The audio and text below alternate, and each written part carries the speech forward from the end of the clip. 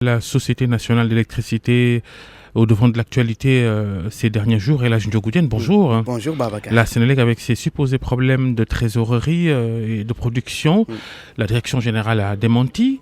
Des difficultés en tout cas que le directeur général a nié, pour être précis. Hier soir sur notre antenne, on l'a entendu. Pour Pape Mademba Bitèye, la Sénélec se porte bien. En tout cas, on fait l'histoire de cette société ce matin sur RFM Matin. Oui Babacar, cette société, la Sénélec, est la résultante de plusieurs mutations dans le secteur de l'énergie au Sénégal. Et tout commence à la fin du 19e siècle, en 1889, avec la mise en service à Saint-Louis de la première centrale électrique du Sénégal par la Société d'éclairage électrique du Sénégal. Mais cette société, la SES, fait faillite et elle est remplacée en 1891 par la Société d'éclairage électrique de Saint-Louis, plus connue sous le nom d'établissement Carpo. Les établissements Carpo fondés par deux frères, François et Théodore. Cette entreprise sera rachetée plus tard par la compagnie africaine d'électricité qui produit de l'électricité à Rufisque.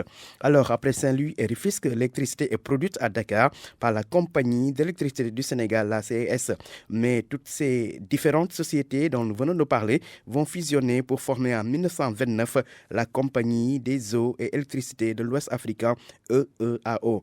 Cette société va fonctionner jusqu'en 1912. Alors, en 1972, l'État du Sénégal décide de racheter les institutions de la compagnie des eaux et électricité de l'Ouest africain. À la place, il crée deux sociétés distinctes, EDS, Électricité du Sénégal, chargée du patrimoine, et Sénélec, cette société sénégalaise de distribution d'énergie électrique, chargée, elle, de l'exploitation. Soulignons qu'en 1982, l'État décide de nationaliser le secteur de l'électricité en fusionnant EDS et Sénélec. C'est ainsi que la loi 83-72, votée le 5 juillet 1983, crée une société unique, la Société nationale d'électricité, la Sénélec. Le sigle Sénélec qui est donc resté, même si la signification est différente. Il est à retenir que la Sénélec va connaître un tournant 16 ans après avec sa privatisation en 1999. La Société nationale d'électricité est cédée au consortium franco-canadien Elio Hydro-Québec. Mais après l'alternance en 2000, le régime du président Abdoulaye Wade procède à une renationalisation de la Sénélec, moyennant le dédommagement de Elio Hydro-Québec. Alors, plusieurs directeurs généraux se sont succédés à la tête de la Sénélec.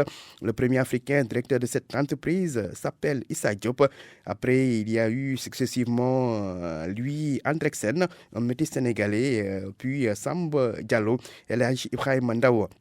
Celui-ci, Elhadji Ibrahima Ndao, a été d'ailleurs remplacé par Abdourahmane Dir, puis Mamadou Sarr, Cheikh Tidiane Diakhaté, qui est d'ailleurs le seul qui a eu à diriger deux fois la Société nationale d'électricité avant et après Samuel Sarr.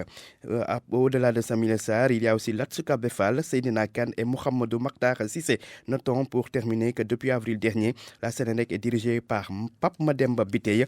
Pape Mademba Bitèye qui a remplacé Mohamedou Makhtar Cissé, devenu ministre du pétrole et des énergies, donc ministre de tutelle de la Sénélec. Babacar. Et là,